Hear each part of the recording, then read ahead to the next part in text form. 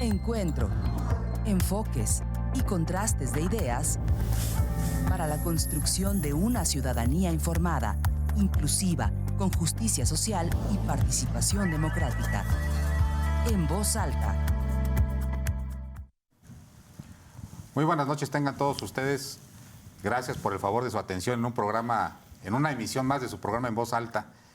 Y pues ya prácticamente cerrando el mes de noviembre tenemos a dos de nuestros panelistas, María Alemán y Arturo Maximiliano. Buenas noches. Charly, María. Muy buenas noches. Hoy, pues, para variar, ¿no? Con el tema que está ahorita, que arde en el tema de las redes sociales, por sorpresivo, ¿no? Tiene varias aristas. Y primero voy a decir las aristas y después voy a decir el tema. Creo que las encuestadoras volvieron a fallar, ¿no? Pero como dos veces, ¿no? 2 veces. En 2 días.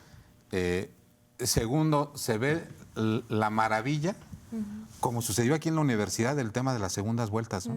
Las segundas vueltas a veces son más sorpresivas que la primera. Tercera, el lenguaje estridente y la forma de hacer política me parece que empieza a tener un cambio. Segundo, se siembra, o cuarto, no sé en qué número voy, cuarto, se siembra un sistema que parecía muy consolidado. O sea, y para todo esto no estoy hablando de México, estoy hablando del sur del continente, y es la sorpresa que dio Javier Milei en Argentina al ganar la presidencia de la República, y que eso, bueno, pues van a decir los queretanos y a nosotros, pues, en qué nos afecta el tema de que gane alguien en un país que está muy al sur del continente. Pues todo parece indicar que va a empezar a tener una tendencia, porque el señor Javier Milei es de lo que se conoce, por lo menos en geometría política, la extrema derecha. Que ahorita vamos a ver la diferencia entre la extrema derecha, que puede ser un posicionamiento ideológico, y lo que él proponía, que era el libertarismo, ¿no? Girar un poco la política, la social y la económica, no sé si la cultural, porque ahí le escuché poco, hacia las libertades del ser humano. Y entonces termina ganando la elección en una segunda vuelta que no fue muy apretada, fueron más de 10 puntos de diferencia, en donde se unen a aparecer el que quedó en segundo y el tercer lugar, porque casi aritméticamente sí da la suma de quien estuvo en el segundo y el tercer lugar en la primera vuelta, y el señor se impone, ¿no? ¿Cómo viste todo ese proceso, Mari? Pues muy interesante. Yo creo que, como bien describes, hay algo que es un fenómeno, y es todo esto disruptivo, ¿no? Toda esta práctica disruptiva de que por lo menos en apariencia vende algo diferente a lo que estamos acostumbrados a ver en el sistema político. Creo que está haciendo resonancia. O sea, la gente lo que quiere es lo más alejado a un perfil político. Literalmente, ese es creo que el mensaje. A mí digo, ya entrando más adelante en el tema de la ideología o de las posturas o del estilo de gobierno que buscará implementar este señor, bueno, pues habrá que pensarlo. Es la parte que puede estar delicada, ¿no? Pero lo que sí es como proceso electoral, yo creo que el mensaje central es la gente, y por gente me refiero a la gente del mundo, está cansada de ver al político tradicional, y cualquier alternativa que por lo menos plantee una salida a eso es viable y digamos, más que viable, es bien acogida. Javier se anuncia como un economista. Dice, yo no soy, como ahora está de moda, ¿no? Decir, yo no soy político, sí hago política y estoy en un partido político, pero no soy político. Hago como pato, camino como pato, digo lo que hace un pato, hago lo que hace un pato, pero no soy un pato. Entonces dice, yo soy un economista. Y lo principal que se impone es su propuesta económica. La más controvertida de todas es la dolarización de la economía y la desaparición del Banco Central de Argentina. ¿Se podrá? Mira, primero quiero abordar de donde viene María, ¿no? El planteamiento de estos personajes completamente extravagantes, inclusive, ¿no? Locuaces, ¿no? Que hacen más un show que una serie de propuestas. Y un tanto cuanto la situación económica de Argentina y cómo ha venido arrastrándose desde Cristina Kirchner, Macri, es decir, te fuiste a lo que no sé si era la izquierda, ni siquiera extrema, que era Kirchner, antes su esposo. Luego Macri, que es derecha, un empresario importante argentino, el equivalente en su momento, decían, yo recuerdo, ya tiene tiempo Macri en estos andares, fue también alcalde de Buenos Aires y se le comparaba hace mucho tiempo los medios extranjeros con Azcárraga, fíjate, porque era dueño creo que del Boca Juniors o del River, no recuerdo con los dos equipos, creo que tiene algo que ver con los medios. Y bueno, luego viene Alberto Fernández, pero esta cronología tiene que ver con el deterioro económico impresionante que ha tenido Argentina en términos de el tipo de cambio, de el decrecimiento económico, la inflación que es rampante, pero que además, y el endeudamiento, ¿no? El pésimo manejo fiscal, esta economía o finanzas públicas que se manejaban por vía de déficit.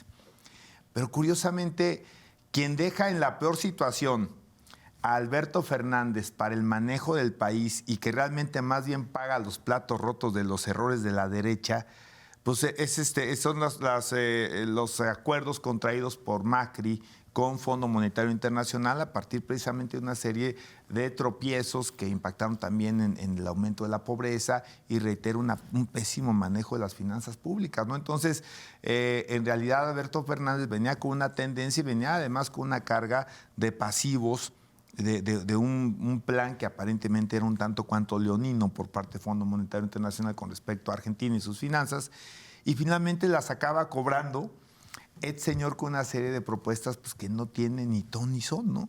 La eliminación de un banco central, caray, hombre, yo te diría, alguien que soy muy exitoso, este fin de semana también fue un fin de semana exitoso para él, Bukele, que ha resultado ser un presidente controvertido, pero muy efectivo, sobre todo en el tema de la seguridad. Pero recordemos también el planteamiento, por ejemplo, de hacer la moneda corriente, el Bitcoin, ¿no? Que pues verdaderamente no ha funcionado, ¿no? Fue quizá una forma de insertarse él en esta idea de la modernidad y también del libertarismo en términos económicos, porque hay que recordar que el Bitcoin precisamente lo que tiene es que es una moneda que no está regulada y que no tiene reservas, es decir, que no se maneja también con elementos que tengan que ver con la acumulación de reservas. Entonces, sí creo que son puntadas. Decía que la inflación bajaría en 48 meses. No, pues sí. O sea, sí, seguramente va a bajar, ¿no? Entonces, no creo que haya planteamientos muy serios. Claro que hay que ser disruptivos, ¿no? Evidentemente ha habido planteamientos económicos. Bueno, México, ¿no? En su momento, cuando teníamos estos sobresaltos del tipo de cambio, ¿no? Pues, al final de cuentas, creo que la libre fluctuación del peso con respecto al dólar pues, ha sido bastante exitosa, ¿no? No necesariamente disruptiva, uno de los modelos que opera en muchos países y bueno, pero sí creo que ha sido más a base de puntadas y de la desesperación de la población argentina que auténticamente pues ya no vio más ante una situación verdaderamente ya compleja, grave en términos precisamente de la economía, pues que tomaron esta decisión tan radical. Y les voy a decir una cosa, dicen que cada quien jala agua a su molino, ¿no? Pero leyendo yo un poco la cronología y la serie de errores que se han cometido en Argentina en términos de las finanzas públicas, es cuando sí aprecias en realidad que en este gobierno que se suponía o que era, ahí viene el coco, ¿no? Se van a poner a regalar dinero a costa de un déficit fiscal, o sea, se va a gastar más de lo que entra, al menos se fue el planteamiento que no se dio en los primeros 5 años. Pues no sucedió así y hoy lo que se le reconoce a México son finanzas sanas que se reflejan en un indicador donde Argentina está muy mal. El indicador riesgo país está completamente, digamos, fuera de cualquier comparación con otros países de Latinoamérica por pequeños e inestables y en realidad sí es donde se aprecia mucho el manejo de las finanzas públicas de este gobierno y quizá de algunos otros, ¿no? Para poner en contexto a quienes nos escuchan, cuando se habla de la dolarización de una economía de un país, si se propusiera, por ejemplo, en México, sería algo tan radical como decir, desaparece el peso mexicano y la moneda en circulación tendría que ser el dólar, con lo cual, pues ya prácticamente la mitad de la función del Banco de México, que es la emisión de la moneda, pues quedaría prácticamente sin función. En el caso de Argentina, por ejemplo, tenía yo un dato que es muy interesante, ¿no? Dice, bueno, ahorita tienen 140,000 millones de dólares de deuda. Pero para sustituir el peso argentino, que se pusieron a echar la maquinita y empezaron a generar mucho efectivo y mucho dinero, por eso su inflación, necesitan otros 40,000 millones de dólares. O sea, tendrían que contraer una cantidad importante de deuda, es decir, imagínate las cantidades de dólares para que cuando la gente cambiara su moneda local, no le perdiera. No le perdiera. O sea, no hay suficientes dólares en la economía para cambiar el efectivo que tienen disponible en Argentina. Entonces es intrínsecamente más deuda, ¿no? Y un tema bien interesante que también sucedió aquí, a ver si lo logras identificar. Milei gana, pero no gana su partido a la mayoría en las cámaras. O sea, tiene en su Cámara de Diputados y en su Cámara de Senadores el 10%. Y sumada sus aliados no llega al 30%. Entonces, todos los cambios que van a requerir legales para poder ejecutar su plan de gobierno, pues simplemente no se van a poder ejecutar. Algo así parecido como al plan C, ¿no? Pero al revés, ¿no? Pero al Inverso. revés. Inverso, porque ya se dieron allá el proceso y bueno, pues es una lección, ¿no? O sea, tu programa de gobierno se puede ver truncado, frustrado o detenido porque no ganes los votos que necesitas necesarios para reformar tus documentos básicos, ¿no? En el caso de Milei tampoco gana las gubernaturas, con lo cual se le complica las reformas sustanciales que necesita o el apoyo social necesario, ¿no? Y no es político. Que confirma al final de cuentas el tema de que esto es un fenómeno unipersonal, ¿no? O sea, la gente se volcó en torno a un perfil, a una persona, no así a una plataforma política, no así a un partido, no es que hubiera un convencimiento a razón de propuestas serias, de decir, bueno, creo que lo que estas personas representan, o esta institución como grupo, digamos, representan, tenga sentido. Al final del día creo que fue un tema de un fenómeno, pero que cada día es más frecuente en el mundo entero. O sea, en el mundo entero se replica este fenómeno en donde el elector se va solo por una persona. Ahora, también creo que hay dos comentarios importantes desde el lado del electorado. Uno es decir, a veces el electorado no quiere entregar el poder absoluto, ¿no? Y entonces dice, voy a elegir a para presidente, pero acá no, y acá no, y acá no. Y su sentir es, estoy construyendo contrapesos. Y el otro también puede ser que el electorado en sí no comprende el alcance de la importancia que puede tener, por lo menos tener los votos mínimos para que lo que el señor que estoy eligiendo pueda hacer lo que planteó. Creo que hay esa dualidad. Una puede ser un tema del electorado de decidir construir un contrapeso al poder, y la otra es desde una ignorancia de lo que se necesita para que lo que planteó, si a mí me convenció, sea posible, sea viable. ¿Tú crees en términos generales que, por ejemplo, varios políticos mexicanos lo felicitan? Eso, cuando tú felicitas a alguien que gana, suscribes su programa político, felicitas a la persona, felicitas la idea que ganó.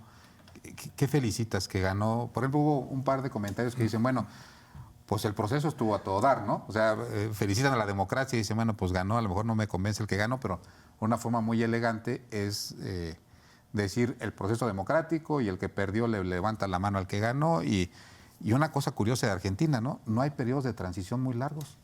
Creo que toma protesta en los primeros días de diciembre, o sea, van a llevar 3 semanas de un proceso de entrega-recepción que es muy ágil. ¿Los que felicitan suscriben el programa? Yo no creo que necesariamente sea así. Yo creo que al momento en el que felicitas a un nuevo mandatario, sobre todo a nivel Estado, a nivel país, ¿no? Lo que haces es reconocer su figura como jefe de Estado, pero no necesariamente el felicitarlo quiere decir que estás de acuerdo con él o que pienses como él o que suscribas sus formas. No lo creo. Sí, porque una de las grandes críticas, por ejemplo, a Xóchitl fue, oye, subió en Twitter y lo felicita, entonces se le va las hordas y la empiezan a criticar diciendo, bueno, entonces tú estás de acuerdo con lo que él propone, y lo que él propone aquí en México, pues de momento parece que no pegaría, ¿no? En el caso de las siguientes propuestas que tiene ahora ya el presidente electo Milei, habla de, inclusive hay una escena, ¿no? Que sale con la motosierra. Dice, voy a cortar las funciones del Estado, ¿no? Y lo voy a reducir al mínimo y voy a reducir el gasto. Sí, fíjate, Charlie, bueno, primero nadie, parece que nadie escarmienta en cabeza ajena, ¿eh? Ya ves que es el dicho que deberíamos hacerlo. Oye, tenían a los brasileños al ladito con Bolsonaro, que fue un desastre, ¿no? Y un caso mundial como Trump, que además, por cierto, quizás hasta se repita. Pero sí, yo creo que esa parte no necesariamente es algo...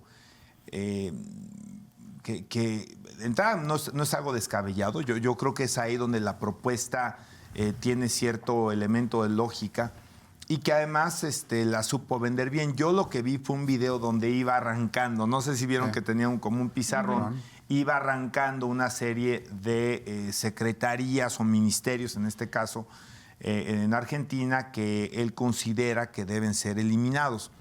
La parte espectacular es esa, ¿no? El show es donde tú vas arrancando.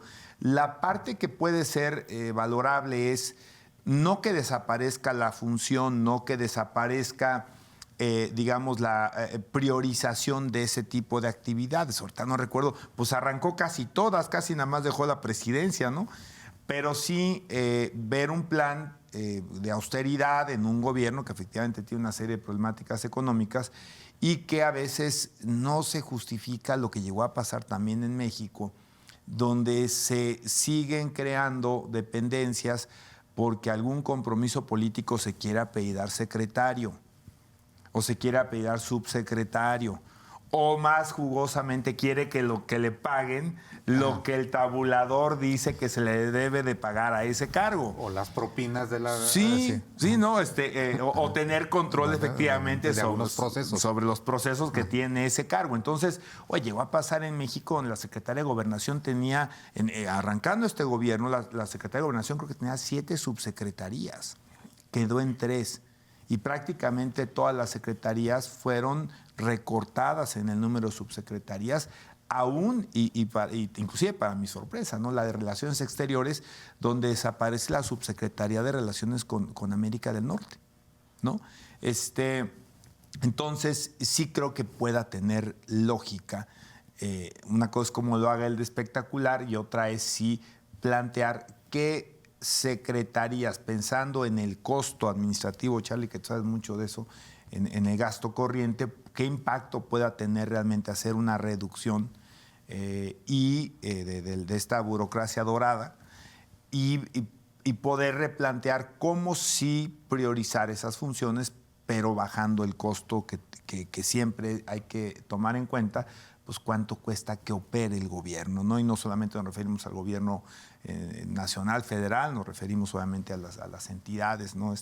A las provincias, en el caso de Argentina, en fin, ¿no? Entonces, sí es importante, yo creo que ese planteamiento, y seguramente gustó a muchos.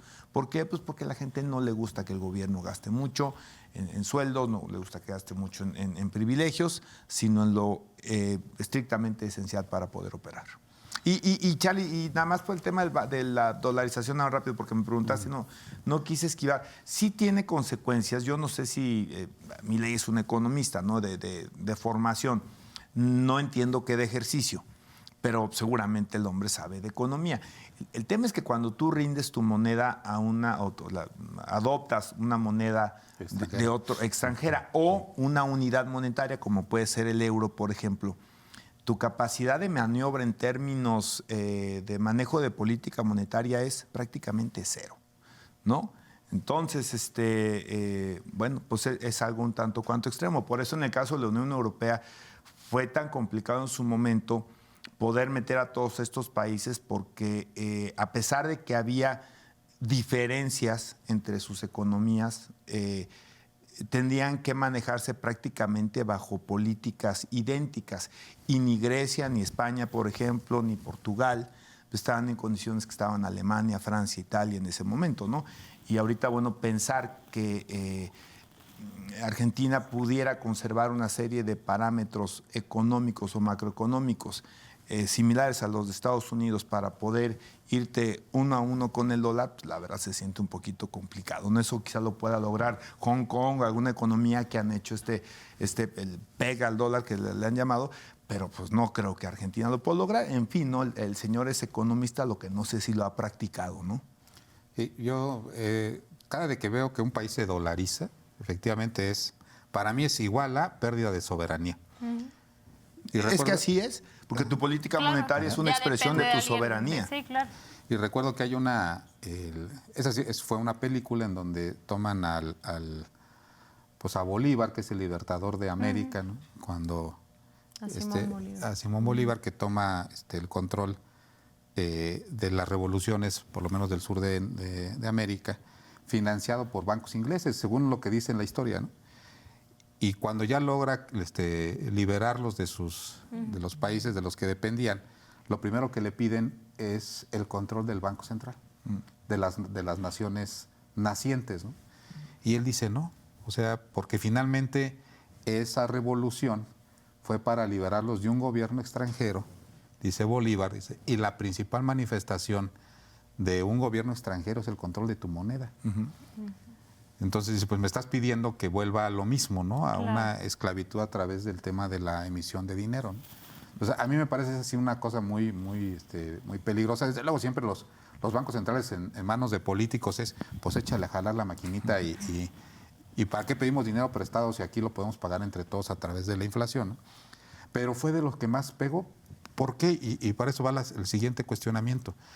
Todo parece indicar que Milei empieza en tercer lugar y se empodera con el voto de los jóvenes. Algo muy parecido a lo que está intentando hacer Samuel García. Entonces, parecería diciendo, bueno, yo empiezo en tercer lugar y voy a terminar en primero porque todas las mediciones van a fallar. Y mi preocupación es que todo el mundo diga, sí se vale con un discurso estridente y empiecen a montarse en esa forma de hacer política, porque el 3 se puede convertir en el 1 y es sobre todo con el apoyo de los jóvenes. Que bueno, así pasó también en Nuevo León. Sí. Samuel empezó en tercer lugar y se terminó colocando como gobernador. Creo que por varios factores, el primero de ellos creo que sí fue un error estratégico pues, digamos, de los partidos tradicionales, ¿no? Específicamente del PRI y del PAN en su momento en esa elección. Y eso puede pasar ahorita en la elección presidencial. Pues sí puede pasar, pueden cometer errores pues, que permitan que se catapulte cualquier otra persona, o Samuel o cualquier otro. Entonces, creo que el cálculo tiene que estar muy bien medido. A mí me parece que esa es la estrategia y creo que está cimentado en, no importa, parto del tercero porque igual me pasó aquí y supe cómo hacerlo, y en un tema además de imagen, de comunicación disruptiva, de vender este tema como de, pues no político, ¿no? Como decíamos, de incluso innovador, sus spots de precampaña hablan mucho de lo nuevo. Esta parte de innovación, pues al final del día puede hacer eco. Y yo sí creo que, sobre todo en nuevas generaciones. Yo no estoy tan seguro si se repita el fenómeno.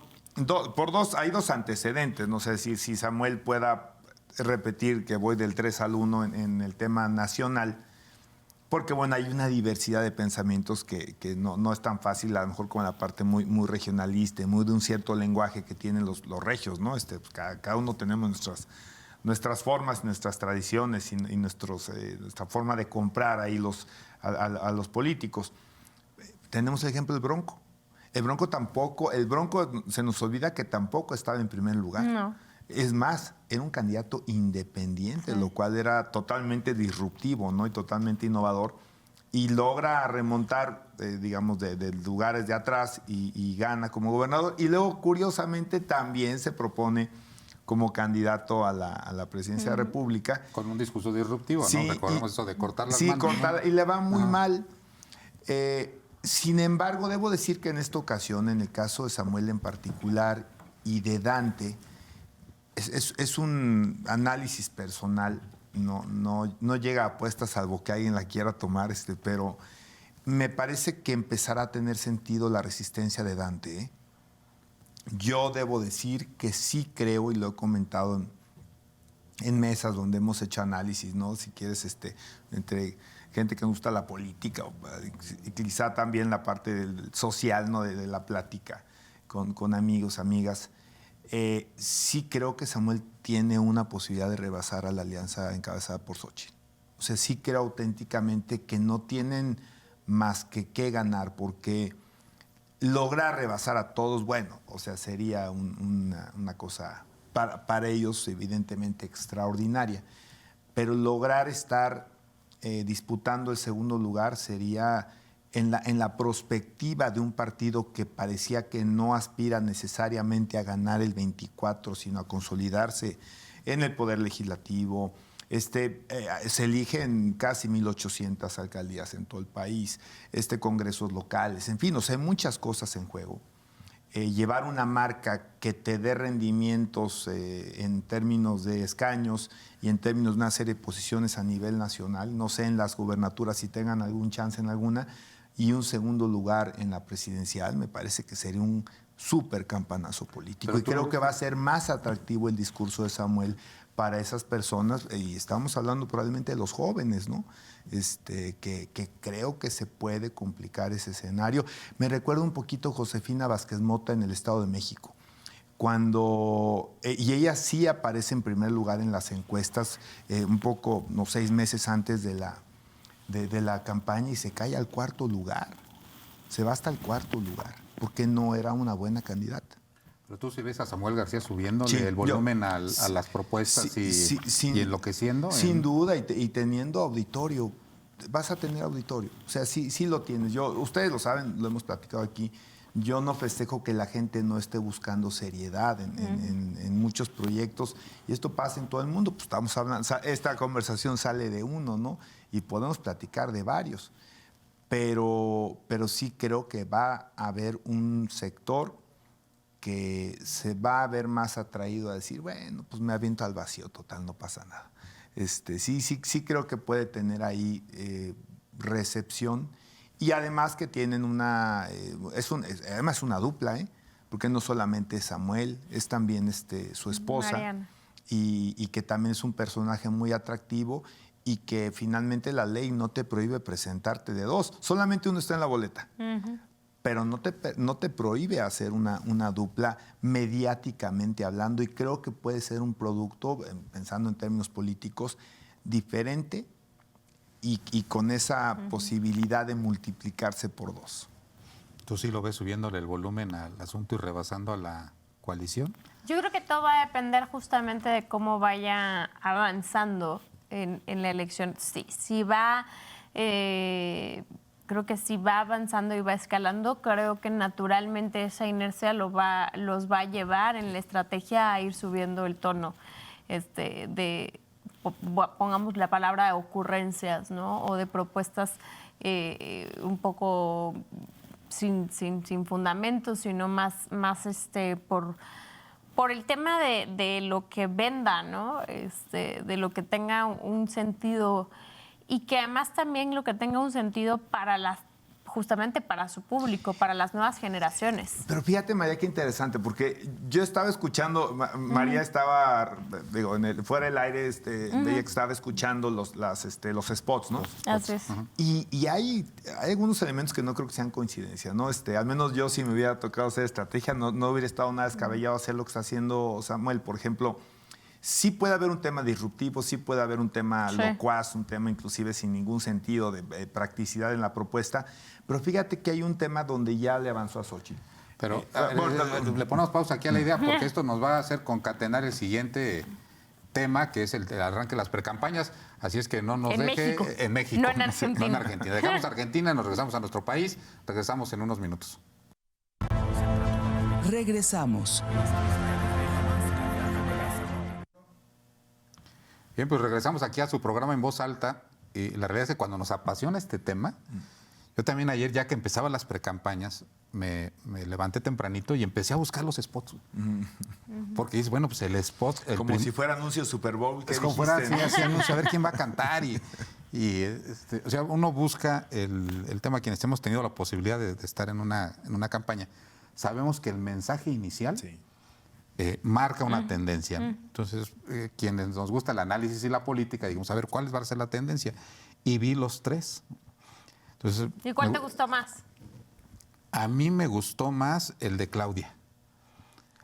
¿Por qué? Por el tema de la continuidad. Primero se quitó el acento que ya lo traía muy marcado, parecía como sexenio de Carlos Salinas, ¿no? De repente todos empezaron a hablar Carlos Salinas, o después todos empezaron a usar guayaberas. Y parecía que inclusive acá se empezaba a mimetizar el tema del lenguaje, ya se lo cambiaron.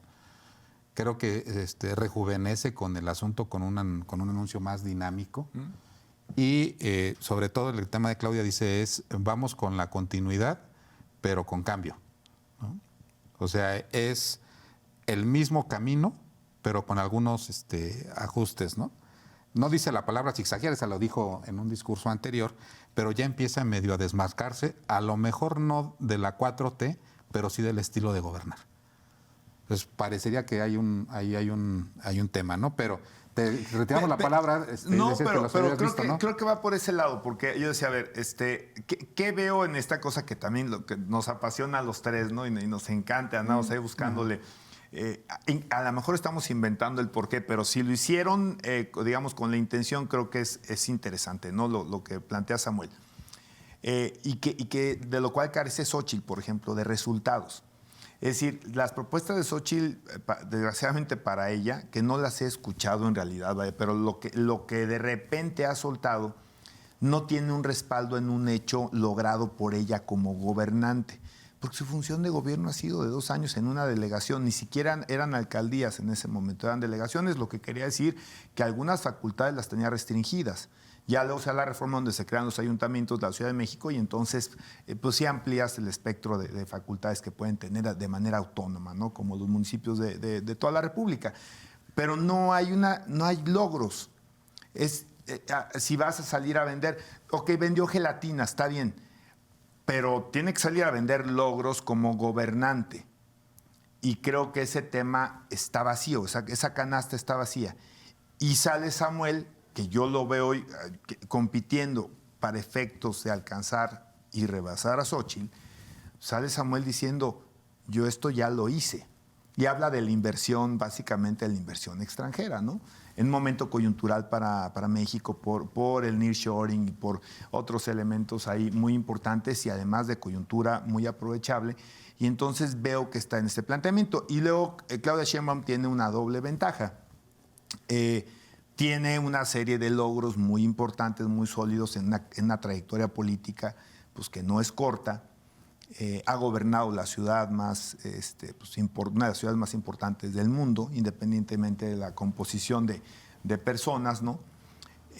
Y además de todo, creo que se empieza a mostrar o le están generando anuncios donde se ve mucho menos acartonada, quizá, ¿no? Más fresca, efectivamente. La señora es muy agradable de convivencia, se le ve cómoda, una sonrisa que se aleja mucho de estas fotografías como con esa seriedad, como con esa dureza, rigidez. ¿No? Rigidez. Entonces creo que le está sentando bien y también creo que entiende muy claramente, y eso es un tema de estrategia política, que tiene un grupo, un voto duro muy, muy, muy, muy sólido y que va a andar por ese camino, pero también tratando de dar esta imagen, insisto, más cercana y más juvenil en muchos sentidos. ¿No? Me gustó hasta los colores de de los spots me gustó, ¿no? Es de que yo realmente creo que Xóchitl es una persona que viene de la cultura del esfuerzo, diría Colosio, ¿no? Pero no estoy tan seguro de que un spot que diga eso le llegue a los mexicanos. Es como apelar a que a los mexicanos les gustan las personas que salen de la cultura del esfuerzo y crecen. O sea, no sé ahí cuál es lo que intentaba proyectar, pero ¿a ti cuál te gustó más? Mira, yo creo que ninguno de los tres, honestamente ninguno de los tres me sorprendió. Los tres hacen lo que tienen que hacer y le hablan a quien le tienen que hablar y comunican el mensaje que tienen que comunicar. Y vamos a empezar con Xóchitl. Xóchitl es una mujer que lo que ha construido hasta el momento en su narrativa es un tema de superación, una historia de vida, de superación personal, de que efectivamente, pues, al final del día empatiza con un gran porcentaje de la población que tiene que abandonar sus pueblos para buscar suerte en las ciudades, ¿eh? Y esa es la historia de vida no de Xóchitl, sino de miles de mexicanas y de mexicanos. Entonces yo creo que más allá de nuestro ojo político, creo que esa es la apuesta, y a quien le habla justamente ese spot de Xóchitl es a crear un vínculo, una conexión, y que más allá del tema de resultados políticos o de gobierno, se cree una conexión o una empatía desde la historia de vida, ¿no? Que al final de cuentas, si lo queremos ver así, en su momento fueron tres campañas, pero en su momento Andrés Manuel López Obrador también apostó por esa vía, por la conexión y la empatización a través de la historia de vida y de la historia de personal, más allá de un tema de consolidación de resultados de gobierno, aun cuando también fue jefe de gobierno de la Ciudad de México. Eso es lo que veo en el tema de Xóchitl. En el tema de Claudia, por lo menos de lo que vi, efectivamente creo que logran ya ver que se viera un poco más fresca. Creo que eso es un avance significativo. Sin embargo, por lo menos a mí, uno en particular que la sacan todo el tiempo atrás en una oficina, en un escritorio, me parece que es un muy mal mensaje. O sea, es un muy mal mensaje cuando viene de un presidente que pues fue lo opuesto, es un presidente que está en contacto con la gente, con el pueblo. Y a ella la veo como más en esta posición frívola desde el escritorio. Pero sí creo que logran ya desvincularla un poco del propio presidente, y tampoco sorprende su mensaje. Su mensaje va dirigido a su audiencia, a su público. Al final de cuentas es, bueno, pues vamos a darle continuidad a lo que se ha venido haciendo, a lo que ha encabezado el presidente Andrés Manuel, pero bueno, con algunos pequeños matices. No sorprende. Y en el tema de Samuel, pues creo que tampoco. Al final del día sale, de los tres, el tema del escenario, digamos, ¿no? Es del tema ambiental, es el que a mí personalmente más me gustó, pero en realidad no sabes exactamente en dónde está. Sale en una avenida que muestra así una avenida como con progreso, ¿no? Y empiezas a hablar de sus resultados, pero además de sus resultados empiezas a decir, bueno, todos los puntos que lo critican, ¿no?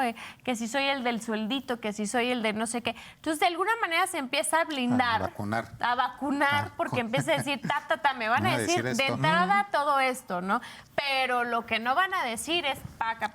Entonces, creo que su estrategia es un poco decir, pues miren, dirán misa, como dice el dicho, pero aquí en Nuevo León he hecho esto, y estos son mis resultados, y esta es mi carta de presentación.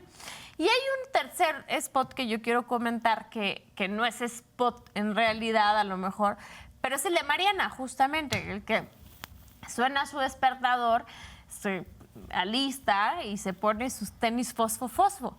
Me parece que es el mejor de todos, o sea, sí.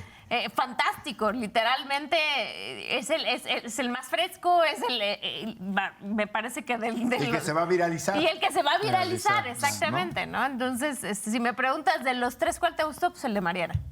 Sí. O sea, agrego un cuarto. Y ahí no mostraba las piernas. No mostraba las piernas. No. Pero yo quisiera agregar este tema. Yo entiendo que digo, y este puede ser una línea, esto es en el análisis. Yo sé que traemos todos a lo mejor una carga un poquito ya que empezamos a decir, no, pues yo tengo también favorita, ¿no? Favorito dependiendo, ¿no? Pero lo que yo no entiendo que alguien le ha dicho a Xóchitl que esa historia le va a vender. El tema es que esa historia está haciendo o la está obligando a ganarle a una persona que ha sido muy exitosa en ese segmento y que se llama Andrés Manuel López Obrador. Entonces, creo que el problema que tiene en ese planteamiento es, me voy a ganar a estos segmentos que los tiene, para mi gusto, controladísimos el presidente, porque es un presidente muy empático con las, ¿cómo le podemos decir? Con los pobres, la clase popular, como se le pueda llamar sin de una forma peyorativamente hablando, se puede interpretar peyorativo. Y creo que es muy complicado que le gane esa. Y en cambio, en el sector que es el que podría empezar a comprarla como una lideresa, una mandataria viable, pues no los tiene convencidos con nada. De entrada creo que a sus aliados, y ya si lo extrapolas al sector empresarial, esto lo puedo decir sin que sea un elemento, un dato duro, pero me han dicho que han quedado muy bien impresionados con las presentaciones que hace Claudia Sheinbaum, porque las puedo imaginar perfectamente por su formación, por su experiencia en el gobierno, por todo este background como académica, como analista, pues que hace cosas muy, muy claras con respecto hacia dónde se va, y la gente también ocupa ese tipo de certeza, sobre todo en el sector empresarial, en el sector industrial, en el sector o digamos en los diversos sectores representados en cámaras. Entonces digo, ok, sí está bien, es una historia que podría en una circunstancia distinta vender, porque podría haber algo que la empatara con mucha gente que efectivamente tiene esta necesidad de salir a vender algo para sobrevivir y luego para crecer y para escalar. Pero ahí en particular se va a topar con un monstruo en ese segmento que tiene un reconocimiento y creo que tiene un cariño muy importante por la gente, y creo que ahí se va a dificultar, ¿no? Entonces, me parece que está topando un tanto cuanto en un punto donde va a ser muy difícil mover hacia adelante o jugar a las vencidas con el presidente, y mientras tanto, el tanto el exgobernador, el gobernador con licencia, como su esposa, pues a lo mejor se van a ir por esa vía libre que no necesariamente está atacando a lo mejor Claudia Sheinbaum y no necesariamente está atacando a Xóchitl, ¿no? De mis 49 años de vida nunca he votado en contra de algo. Siempre trato de votar a favor de algo, ¿no? El único político que me ha generado un rechazo natural es Samuel García. O sea, yo espero que no se convierta en una cosa así totalmente viable, pero es todo lo que yo rechazo en la política. ¿Sí? Un junior que proviene del privilegio, porque que todo le ha sido regalado. Segundo, esa fascinación que tienen los políticos por imponer a la esposa. Me refiero a los varones, como un gran defecto que tenemos los varones de una política muy agringada en el que hacemos la campaña los dos y parece que estás votando por una pareja, ¿no? O sea, muy tipo en su momento que lo hizo, bueno, ni Fox, porque Fox más bien gobernó con una pareja, pero la campaña no. O sea, en la campaña me parece que hizo su papel la que después sería su esposa, ¿no? Pero es este modelo de traerlo aquí al lado y decir, oye, también esto me suma, y entonces son los dos, y entonces ella hace su campaña. O sea, muy ha habido líderes muy fuertes que lo han hecho. ¿no? Bill Clinton, que yo lo admiro mucho, claro. traía un personaje al lado. De que funciona, funciona. ¿No? Obama. De que no sea algo que me agrade también. Y lo otro es el regionalismo. Eso de México necesita un regio, ¿no? Eso creo que no va a funcionar. Pues yo los regionalismos ya, bueno, pues a lo mejor México necesita un queretano, ¿no? O alguien del Bajío. Del Bajío. O alguien, y los del sur van a decir, no, pues México necesita un sureño o alguien de la costa, ¿no? O sea, los regionalismos no chocan de forma inmediata. Sí, al final del día sí lo ligues con un tema de progreso. Hay un estigma, ¿no? Hay un estigma positivo. Bueno, ¿no? Natural de decir, no, pues es que digo, que tienen muchos factores, no es un tema nada más de que quien lo gobierne la persona, ¿no? Pero hay un estigma de pensar que el norte está más avanzado.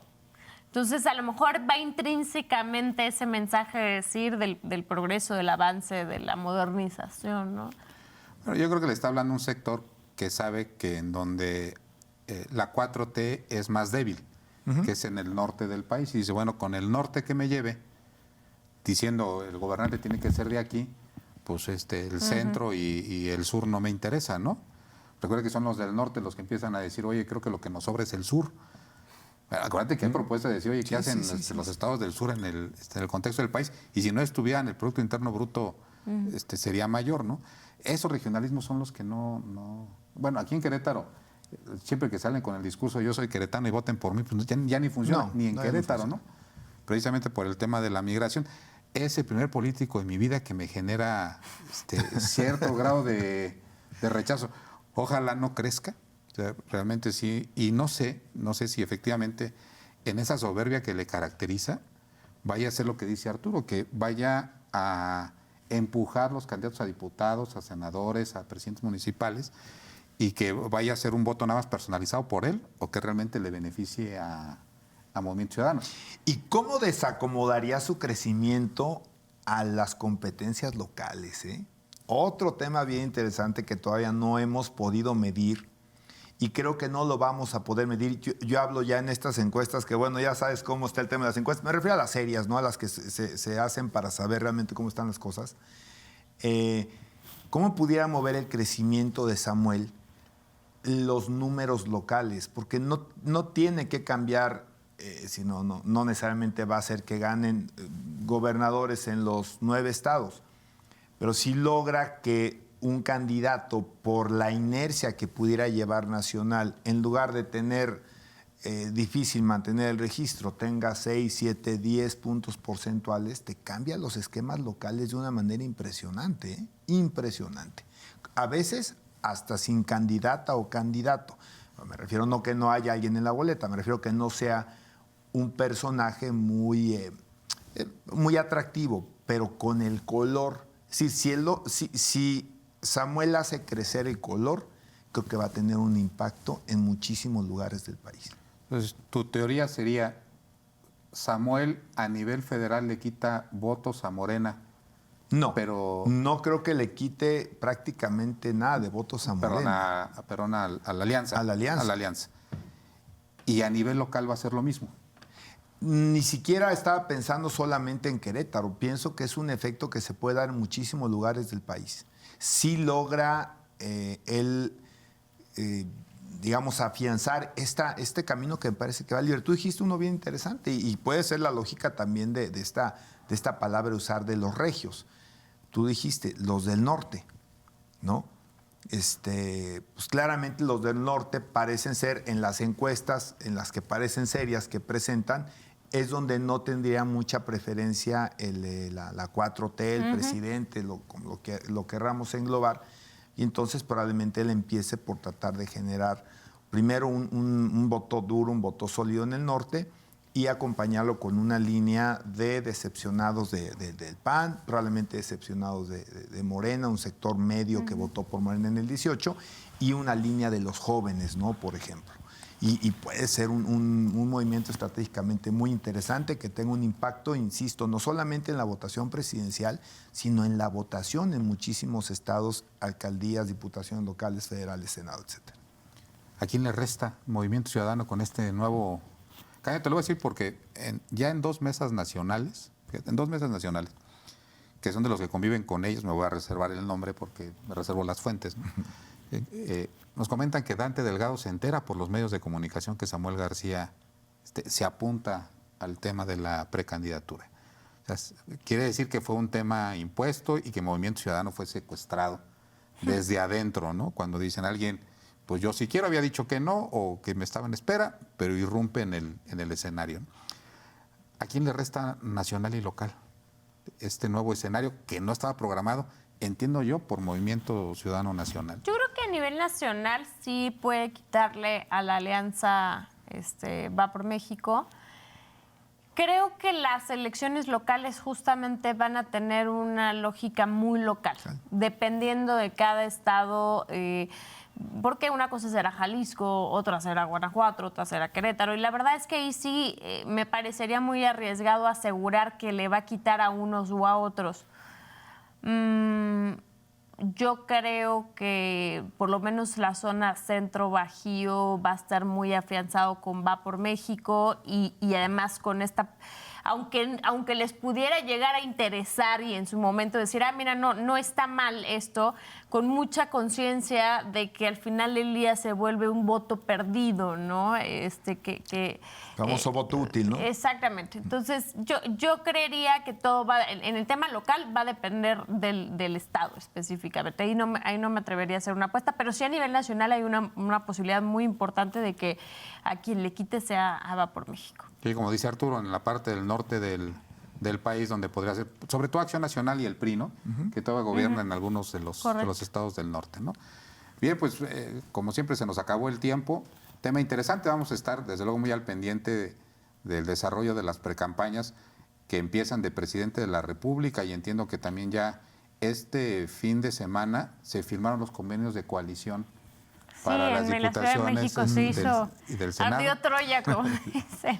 Yo ya, por más que lo busqué en internet, no lo encontré, entonces nos queda para el siguiente programa saber Ahí si lo encuentran ustedes, nos lo mandan. Cómo se repartieron el tema de las posiciones, las dos coaliciones principales, ¿no? Gracias por el favor de su atención, nos vemos en la próxima.